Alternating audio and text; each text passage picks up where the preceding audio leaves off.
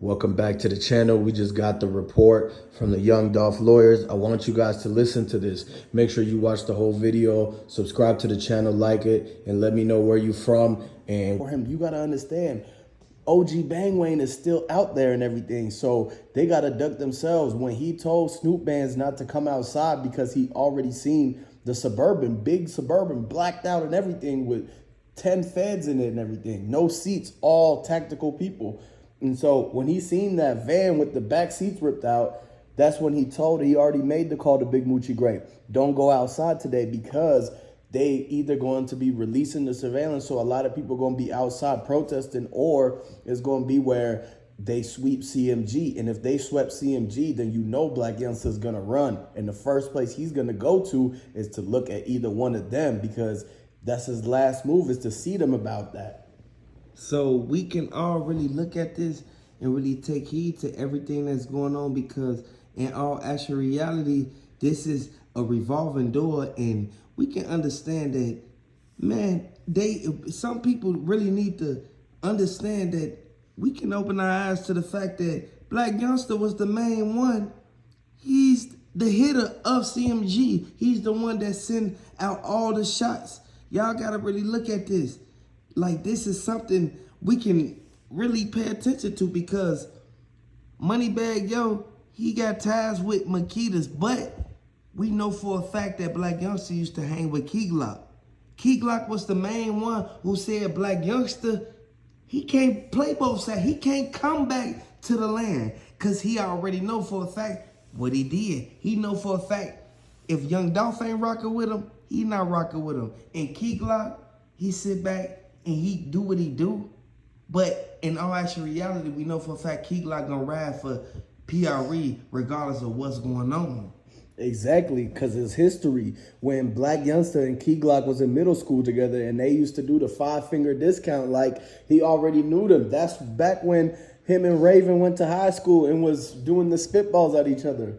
So ever since that moment, you got to understand that when Blac Youngsta met Shondell on the playground, they made a pact that anything that they wouldn't tell on each other, that they would have each other's back. So when Blac Youngsta called him to get him to come up to the cookie shop, T-Mobile got them phone records. So you already know that they linked him. That's why he was Shondell's getaway driver, is because somebody had to tell him that. And he trying to have Blac Youngsta's back, so he played his role. And when the feds accidentally let him go because of the testimony from Cornelia Smith saying it was Straight Drop that did it, they ran it on the news with the ticker tape and everything. Newspapers was printing out, they was passing it out saying Straight Drop did it, Straight Drop did it. But in actual reality, Shondell was on the run halfway to Mexico by that time. So how do you know that he didn't have no part to do in it when they saw him in the back seat as the third person in the getaway car? That two-door is unrecognizable. So the fact that when they seen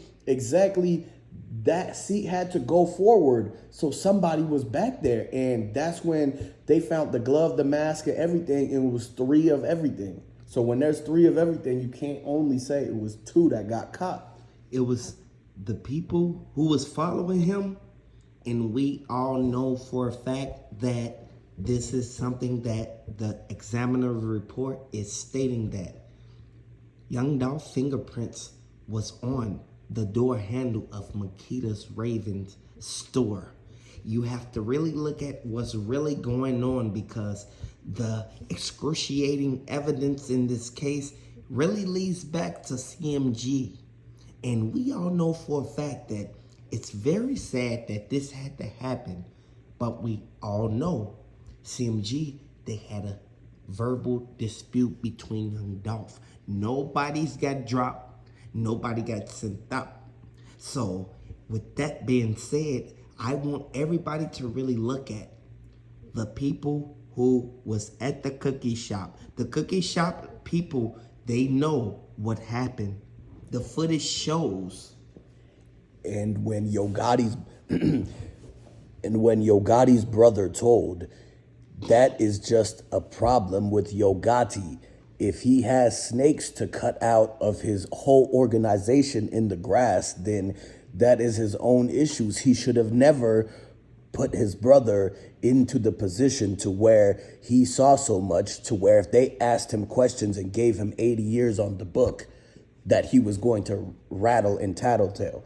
And that is no surprise because he's never dealt with that before. So when Gotti goes back to Memphis and sees him, he cannot be around him because of the fact that he was talking to them already. We know that Gotti, he was the main one who put up the money. And this is something that we all can take full accountability and really look at.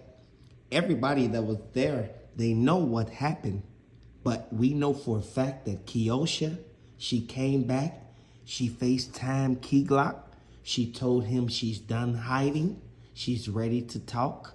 So, in all actual reality, this is something that, like, I'm glad they even exposed this because this is something that we all know for a fact that we can really look at and be like, okay, at least she came forward and basically gave a proper statement stating what happened. She said she saw 4 black cars. She saw 4 people in the car.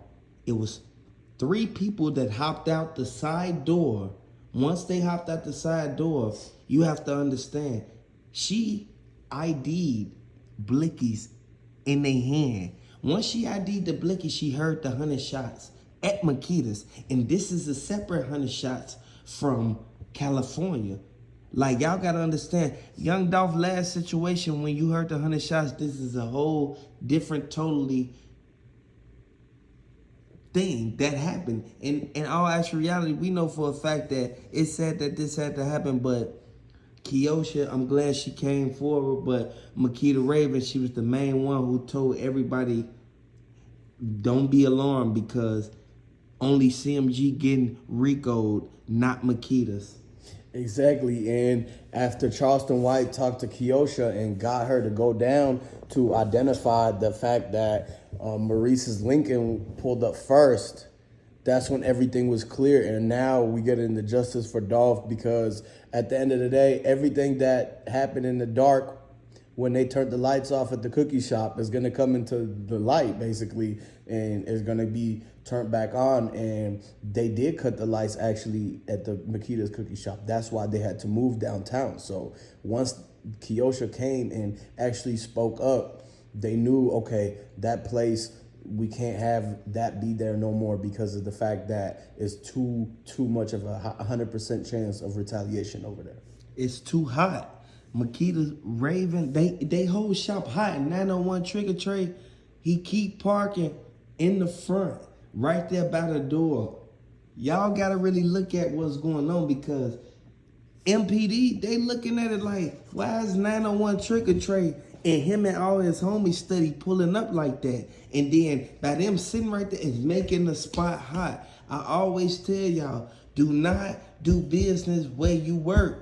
You have to really look at what's going on because Maurice already said he only pulled up because Raven called him. And once Raven called him, he hopped right in the car. He ain't even put on the clothes that he said he was gonna put on for that day. He ain't put on no work clothes. He ain't put on his street clothes. He just threw on something. Once Maurice instantly hopped out the bed, hopped in the car, he pulled to Makita's in less than 5 minutes. And I know that's very quick for a person to pull somewhere to any convenience store, even a gas station, within less than 5 minutes. I know that it was traffic and Airways is a busy boulevard. Exactly. And so how could he